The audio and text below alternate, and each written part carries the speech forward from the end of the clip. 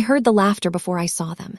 It was the kind of laughter that makes your stomach twist, the kind that tells you something is terribly wrong. I'd come home early from my business trip because I missed Mark. 3 years of marriage, and I still got butterflies thinking about surprising him. I climbed the stairs quietly, wanting to catch him off guard with a kiss. But the sounds coming from our bedroom weren't what I expected. The door was half open. My hand froze on the handle. There they were, tangled in our sheets, my husband and my sister Sophie, laughing like teenagers who'd gotten away with stealing candy. Mark saw me first. His smile didn't even fade. "Alina," he said, sitting up casually. "You're home early." Sophie pulled the blanket up, but she was smiling too. Actually smiling. My throat closed. I couldn't breathe. Mark laughed, a cruel sound that cut through me. "What are you going to do, Alina? Divorce me?" Sophie giggled. That sound, my baby sister's giggle, broke something inside me that would never be whole again. I didn't scream, I didn't cry. I simply turned around and walked to the guest room. My hands moved on autopilot, pulling my suitcase from the closet. I could hear them whispering, then laughing again. They thought I was pathetic. They thought I would beg or break down. My phone sat heavy in my palm. I scrolled through my contacts until I found the name I needed. Adele answered on the first ring. "Alina, everything okay?" Her voice was warm, concerned. She'd been my lawyer and friend since college. "It's time," I said quietly. My voice didn't shake. It was cold, flat, dead. There was a pause. Adele knew exactly what I meant. 6 months ago, when I first suspected something was wrong, I'd gone to her. We'd been preparing for this moment ever since. "I'll file the papers first thing tomorrow morning," she said. "Do you have the evidence?" "All of it," I whispered. I heard footsteps on the stairs. Mark was coming. "I have to go." "Alina," Adele's voice was firm. "Stay strong. We've got this." I hung up and continued packing. When Mark appeared in the doorway, his smirk had finally faded. "Hello, family. Welcome to Revenge Twilight. Before I continue, I will love to know where you are watching from. Drop your country in the comments, and don't forget to subscribe to this channel, as I tell you how humiliated and sad I was, watching the sister I once fought for and took care of, on the bed having a hot romance with my husband. Stay tuned as I narrate my story to you. 6 months earlier, everything had seemed perfect. Mark was a successful business consultant. I worked in marketing at a tech company. We had a beautiful house, plans for children, a future that seemed bright. Then the late nights started. At first, I believed him. Client meetings ran long, he said. Projects needed extra attention. He'd come home smelling like perfume he swore was from a colleague's hug. I wanted to trust him. Marriage was built on trust, wasn't it? But something in my gut screamed that I was being lied to. The receipts I found in his pockets told different stories. Expensive dinners at romantic restaurants on nights he claimed he was working late. Hotel charges when he said he was visiting his mother 3 hours away. I started keeping a small notebook, documenting everything. Dates, times, amounts. I felt like a detective in my own marriage, and I hated it. But I couldn't ignore the evidence piling up. One night, I found a text notification on his phone. Just a preview, but enough. "Last night was amazing. Can't wait for next time." My hands shook as I took a photo of the screen. Sophie had always been my baby sister. 7 years younger, she'd looked up to me her whole life. When our parents divorced, I was the one who helped her through it. When she struggled in college, I paid her tuition. When she needed a place to stay last year, I opened my home. She'd been living with us for 3 months. At first, I was happy to have her close. We'd watch movies together, cook dinner, talk about her job search. But then I noticed the way she dressed around Mark. Low-cut shirts, tight jeans. The way she laughed too loud at his jokes. One afternoon, I came home to find her on the phone in the kitchen. She was twirling her hair, smiling. "I can't wait to see you too, baby," she said softly. When she saw me, she jumped. "Oh, just talking to a friend from college." But the guilt in her eyes told me everything. "What friend?" I asked. "You don't know him," she said quickly. "Just a guy I've been seeing." She wouldn't meet my eyes. That night, I asked Mark if Sophie had mentioned dating anyone. He shrugged. "No idea. Why?" The casual lie in his voice was unmistakable. I started looking deeper into our finances. Mark handled most of our accounts, always saying he was better with money. I'd trusted him completely. What a mistake that had been. Going through our bank statements, I found thousands of dollars withdrawn every month. Cash withdrawals always in round numbers. 500 here, 1,000 there. When I added them up, nearly $30,000 had vanished in 6 months. I checked our savings account. Half of what should have been there was gone. My heart pounded as I took photos of every statement, every withdrawal, every suspicious transaction. There was another account too, one I'd never seen before. It was in Mark's name only, opened a year ago. I couldn't access it, but I could see the transfers going into it from our joint account. I sent everything to Adele. She called me within an hour. "Alina, this is serious. He's hiding assets. If you're thinking about divorce, we need to move carefully." "I'm not just thinking about it," I told her. "I'm planning it." "Then act normal," she advised. "Don't let him know you suspect anything. We need time to build an airtight case." So I became an actress in my own life. Our anniversary arrived. 5 years since we'd said our vows in that little chapel by the lake. I'd been planning this day for months, imagining a romantic dinner, maybe a weekend away. Mark forgot. He came home at 9 that night, takeout in hand, and looked confused when I mentioned it. "Oh, right. Happy anniversary, babe." He kissed my forehead like I was a child. "Sorry, work's been crazy." The next day, Sophie offered to take me shopping for a dress. "We should do something fun together," she said brightly. "Like old times." I agreed, even though my stomach turned at her fake enthusiasm. At the mall, she spent the whole time on her phone, texting and smiling. At one point, her phone buzzed on the table while she was in the fitting room. The notification lit up the screen. "Read, can't stop thinking about last night." My blood ran cold. Mark. I took a photo of the message before she came back. When she saw my face, she frowned. "You okay?" "You look sick." "Just tired," I lied. She squeezed my hand, her touch making my skin crawl. "You work too hard, sis. You need to take better care of yourself." I couldn't live with suspicion anymore. I needed proof, something concrete that would hold up in court, so I did something I never thought I'd do. I ordered a small camera online, the kind security companies use. It was tiny, hidden in what looked like a normal phone charger. I placed it in the guest room, the room where Sophie slept, or where I thought she slept. I told Mark I'd be away for 3 days for a work conference. He seemed relieved. "Sounds good. I'll hold down the fort." Sophie hugged me goodbye.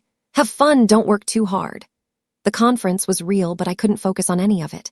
My mind was back home, wondering what the camera was seeing. When I returned, I waited until both of them were out. Then I downloaded the footage. My hands shook as I pressed play. There they were, Mark and Sophie, in the guest bed, on the living room couch, in my kitchen. 3 days of betrayal, captured in perfect clarity. I watched enough to know I had everything I needed. Then I closed the laptop and called Adele. "I have video evidence," I said. My voice didn't even sound like mine anymore. "Get ready, we're going to destroy him." For the next 2 months, I played the perfect wife. I smiled at Mark's lies. I hugged Sophie when she asked for money. Inside, I was preparing for war. Adele helped me understand what I needed to do. First, I opened my own bank account at a different branch. Slowly, carefully, I began transferring my salary there. Nothing too obvious, just small amounts that looked like normal spending. I gathered every document we owned. Marriage certificate, house deed, car titles, insurance policies. I made copies of everything and stored them in a safe deposit box Mark didn't know about. The house was in both our names, but I'd made the down payment with my inheritance from my grandmother. Adele assured me that would matter in court. I documented every lie Mark told. Every night he claimed to work late, I checked with his office. His secretary didn't know about any late meetings. Every business trip I verified. Most were fake. One night, Adele called me. "Alina, once we file, there's no going back. Are you absolutely sure?" I thought about the laughter, the mockery, the way they'd betrayed me in my own home. "I've never been more sure of anything in my life," I said. Mark decided to host a dinner party.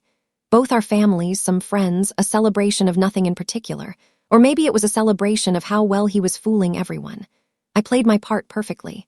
I cooked, I smiled, I laughed at the right moments. Sophie wore a necklace I hadn't seen before, a delicate gold chain with a small diamond pendant. It looked familiar. Then I remembered. I'd lost a necklace just like it 6 months ago. I'd searched everywhere, thinking I'd misplaced it. But I hadn't lost it. It had been stolen. Mark's mother complimented him on how well he took care of me. "You're so lucky, Alina. Mark is such a good husband." I smiled and nodded. "Yes, I'm very lucky." Under the table, my hands were clenched so tight my nails drew blood. Sophie helped me serve dessert. In the kitchen, she whispered, "You seem different lately. Everything okay?" I looked at her, this stranger wearing my sister's face. "Everything's perfect," I said. When everyone left, Mark pulled me close. "That was nice. We should do it more often." I let him kiss me, let him hold me, and felt absolutely nothing. The day I caught them, I wasn't supposed to be home. My business trip was scheduled for 3 days. But on the morning of day 2, I woke up with that feeling again. The one that told me something was wrong. I told my colleagues I had a family emergency and caught the earliest flight home. The house was quiet when I arrived. Mark's car was in the driveway, so was Sophie's. At 2 in the afternoon on a Wednesday, when they both should have been at work, I opened the front door silently. That's when I heard it. The laughter, the intimate, careless laughter of 2 people who thought they were alone. My legs carried me up the stairs. Each step felt like walking through water. The bedroom door was half open. I pushed it wider. They were tangled in my sheets, in my bed, in my life. Mark's eyes met mine. For a moment, everything froze. Then he smiled, that cruel, careless smile. "Alina, you're home early."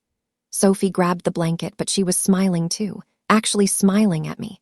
"What are you going to do, Alina?" Mark's voice was mocking. "Divorce me." Sophie's giggle cut through the silence, and something inside me died. The part that could be hurt, the part that could cry, it just died. I packed in complete silence. They followed me to the guest room, their amusement fading as they watched me fold clothes with steady hands.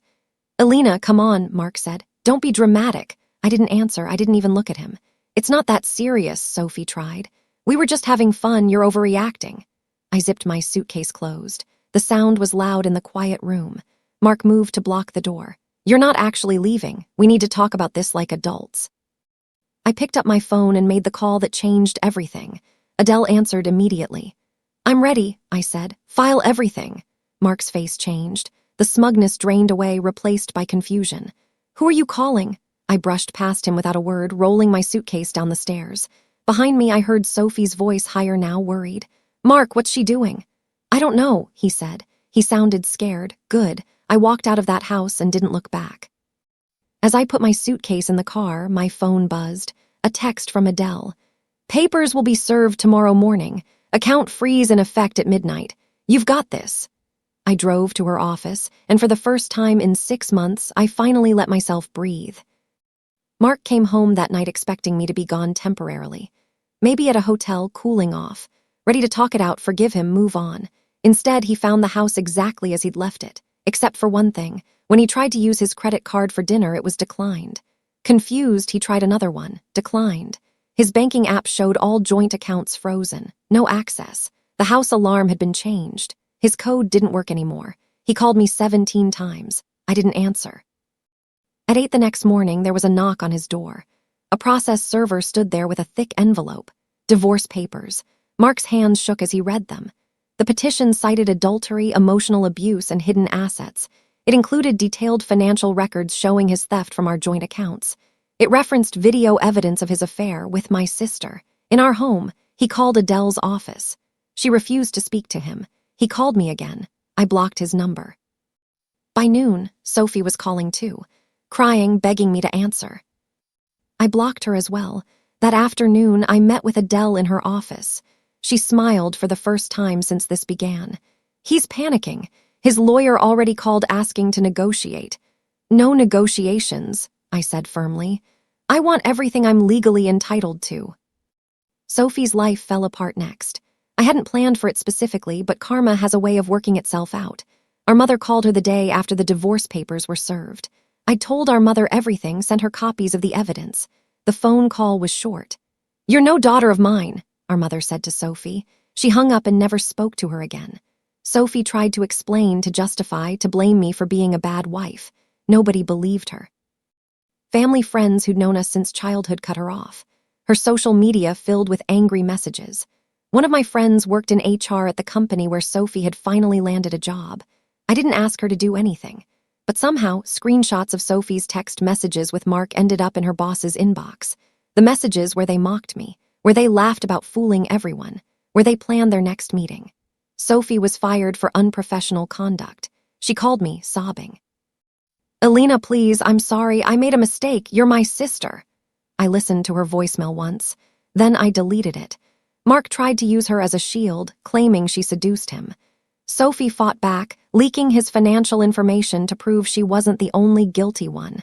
They turned on each other just like they'd turned on me. Poetic justice. Mark's career crumbled next. The business consulting firm where he worked prided itself on integrity and trust. When Adele's investigator revealed that Mark had been embezzling from our joint accounts, she also uncovered something else. Mark had been doing the same thing at work. Small amounts, carefully hidden in expense reports and client invoices. Thousands of dollars over 2 years, all funneled into that secret account I'd discovered. The firm launched an internal audit. Within a week, they'd found everything. Mark was suspended immediately, then fired. They threatened criminal charges. His professional reputation was destroyed. Colleagues he'd worked with for years refused to take his calls. LinkedIn recommendations disappeared. His name became poison in the industry. I heard about it through mutual friends. They called to apologize for not seeing who Mark really was. They called to offer support.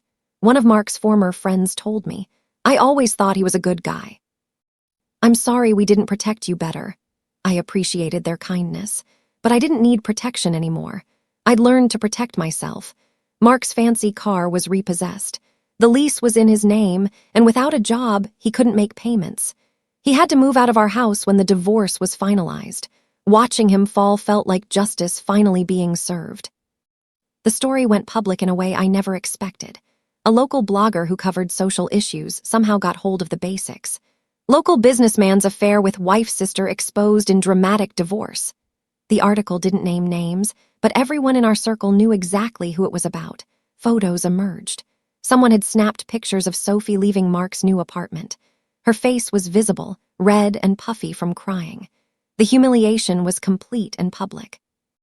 Mark tried to control the narrative, posting vague messages about privacy and personal struggles. Nobody cared. The comment sections filled with people who'd been betrayed by partners and family members. They shared their own stories, finding solidarity in Mark and Sophie's downfall. Sophie deleted all her social media accounts, but screenshots lived forever. The mocking texts, the cruel jokes, all of it circulated among friends and strangers. One day, Mark showed up at my office. Security stopped him at the lobby. He was disheveled, desperate. "Please, Alina, we need to talk." I watched him on the security camera from my desk. Then I went back to work. He stood there for an hour before finally leaving. His pride, his arrogance, his certainty that I would always forgive him, it was all gone, and I felt nothing. Mark's attempts to reach me became more desperate. He sent letters to my new apartment. He tried to contact me through old friends. He even showed up at my gym. Each time I had the same response, nothing. Silence was my weapon, and it was devastatingly effective. Finally, I agreed to meet him once, in a public coffee shop with Adele present. He looked terrible. Weight loss, dark circles, the look of a man whose world had collapsed. "Alina," he started, his voice breaking. "I'm so sorry." It was the biggest mistake of my life. I was stupid, selfish. Sophie meant nothing. It was just physical. I sipped my coffee and said nothing. "Please say something," he begged. "Yell at me, hit me, anything, just talk to me." I set down my cup carefully. "You asked me what I was going to do," I said quietly. "I'm showing you." "Alina, please, 5 years of marriage, doesn't that mean anything?" "It did," I said, "until you destroyed it. We can fix this. Counseling, therapy, whatever you need." I stood up. "Actions have consequences, Mark. You made your choice, now live with it."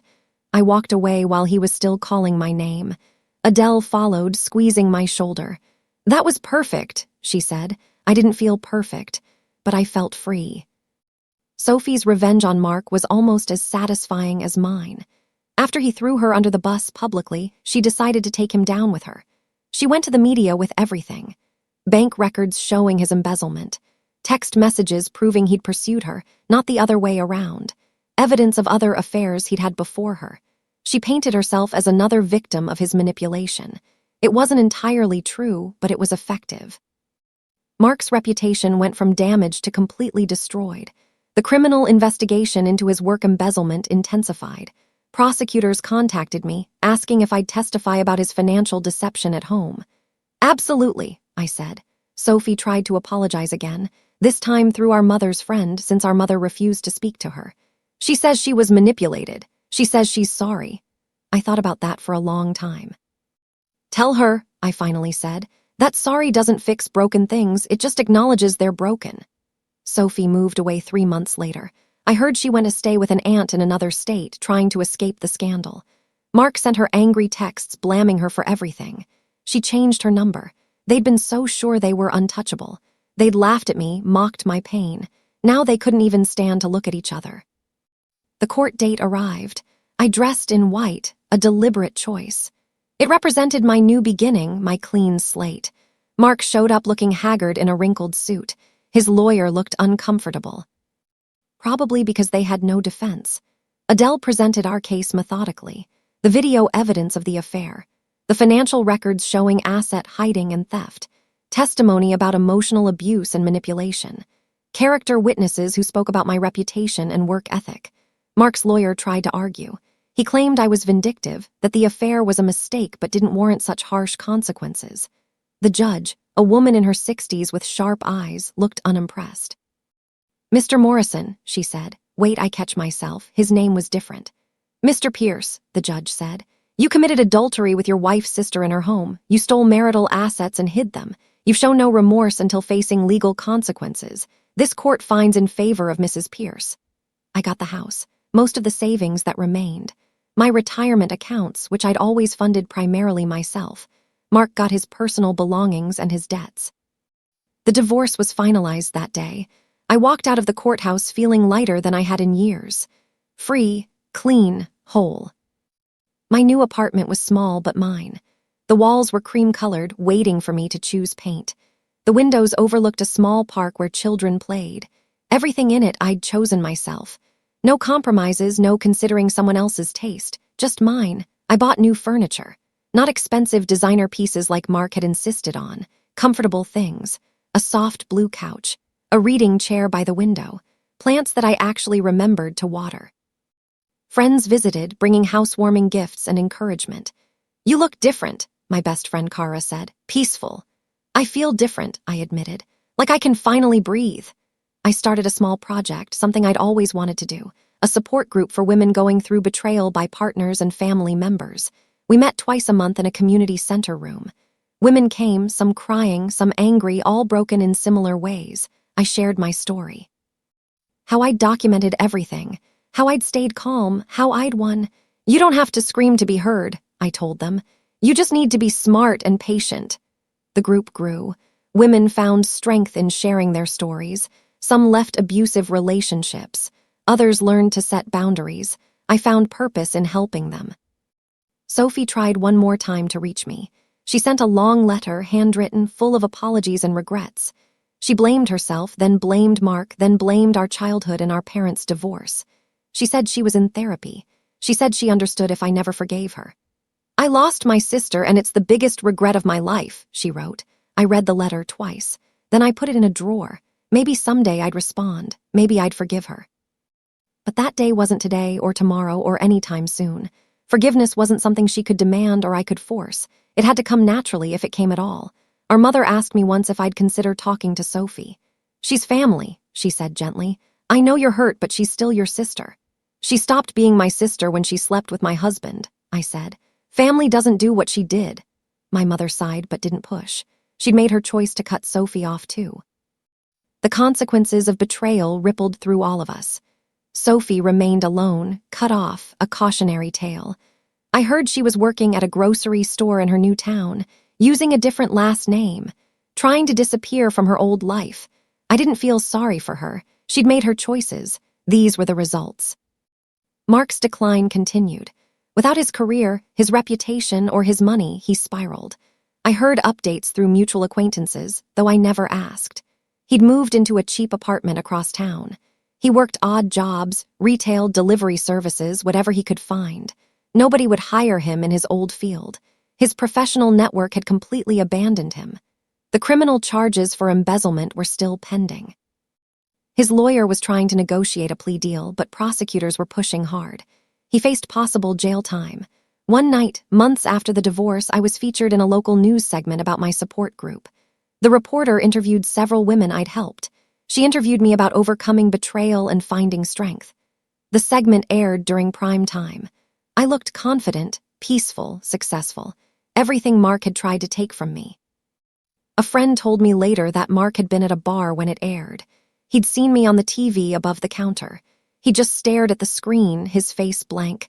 Then he'd left without finishing his drink. I didn't watch the segment myself. I didn't need to see it to know I'd moved on. I was building something new, something better. and Mark wasn't part of it at all. The charity gala happened in spring, a fundraiser for women's shelters and support services. I'd been asked to speak, to share my experience as someone who'd rebuilt after betrayal. I almost said no. Public speaking terrified me, but Adele convinced me. "Your story could help so many people," she said, so I prepared a speech. I practiced it until the words felt natural. The night of the gala, I wore a red dress that made me feel powerful. My hair was styled elegantly. I felt beautiful for the first time in years. The ballroom was full of people. Wealthy donors, community leaders, survivors of abuse. The energy was positive, hopeful. When it was my turn to speak, I walked to the podium with steady steps. "My name is Alina," I began, "and I'm here to tell you that betrayal doesn't have to destroy you." I spoke about the day I found them, the laughter, the mockery, the moment I chose silence over screaming. "Sometimes the strongest thing you can do is walk away with a plan," I said. "Don't let anyone make you feel weak for protecting yourself." The audience was silent, hanging on every word. When I finished, they stood and applauded. Several women were crying.